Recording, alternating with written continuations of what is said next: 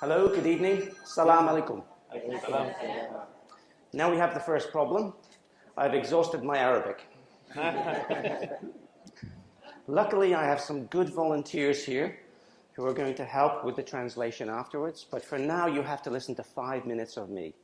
I'm so sorry. Okay. I think it was very brave of the organizers tonight to ask me to come along and to make a presentation to you, especially as I don't speak any Arabic, so I apologize if you're getting a headache now.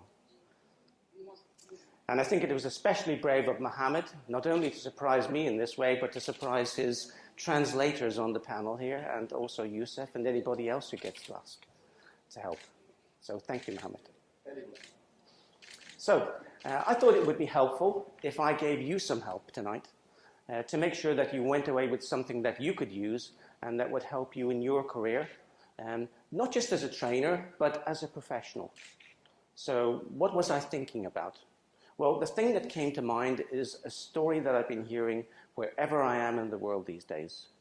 And it's a common issue for professionals everywhere. What they say to me is, Ciran, what can I do?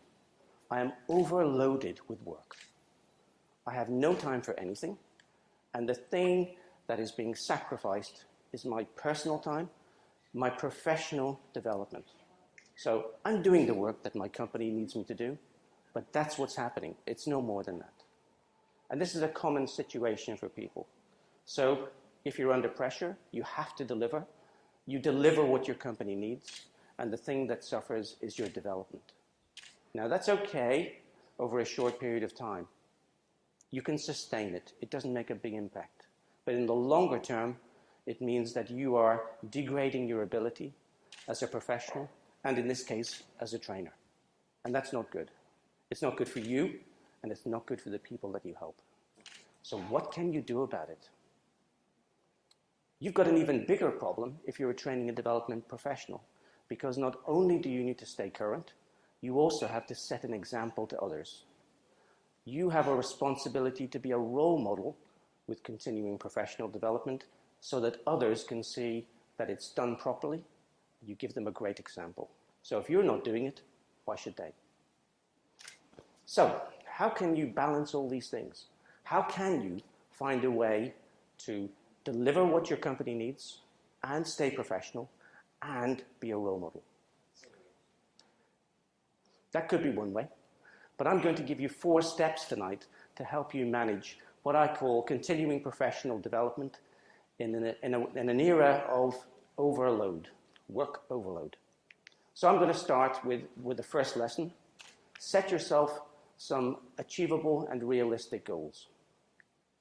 When we do development, we think, well, I'm going to stretch myself. It's part of the development process. It's a natural thing for us to do. But what you shouldn't do is stretch yourself too far. You may break, and that's not good. So be realistic in the goals that you set yourself. Better to do that than have lots of unachieved goals at the end of your year and for you to feel very demotivated because you achieved nothing. So keep that in mind, realistic and achievable. Number 2, prioritize. We hear a lot about it, but it's something that you have to do for your development just as you do for your business goals. So it's okay for you to say, I'm going to do one development goal at the moment, and I'm going to focus on that only and nothing else. And if you do that, a couple of things happen. One, by giving it the attention that it needs, you're ensuring a high quality outcome. What you do will be good. Second, it's going to be done in a short time because you're not trying to do 4 or 5 development goals at the same time. So by prioritizing, you ensure quality and you get it done quicker. And there's a third benefit. You feel motivated because you achieved something. You can tick something off your list and move on to the next goal. Number 3, use naturally occurring opportunities. If you're a busy person, you can't afford to take on extra work. And sometimes a development task can seem like extra work. So don't do that. Use the work that you have to get your development. How can you do it? It might be that your boss asks you to take on a project or to take on responsibility for some new area of the department. This is development. It's not another task, it's a development opportunity for you. So take it, use it, don't pass it by. Number 4, it's about using the resources that you've got available to you, because probably you don't have so many, and you don't have time to look for any others. So what kind of things can you use?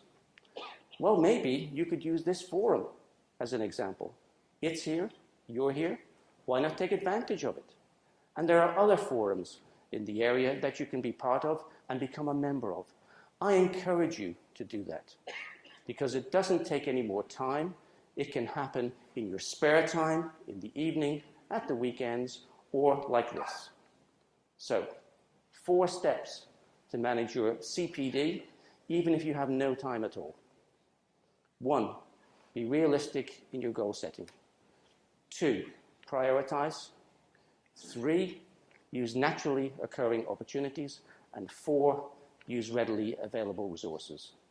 I hope that you'll find this helpful and that you'll be able to use it, and I wish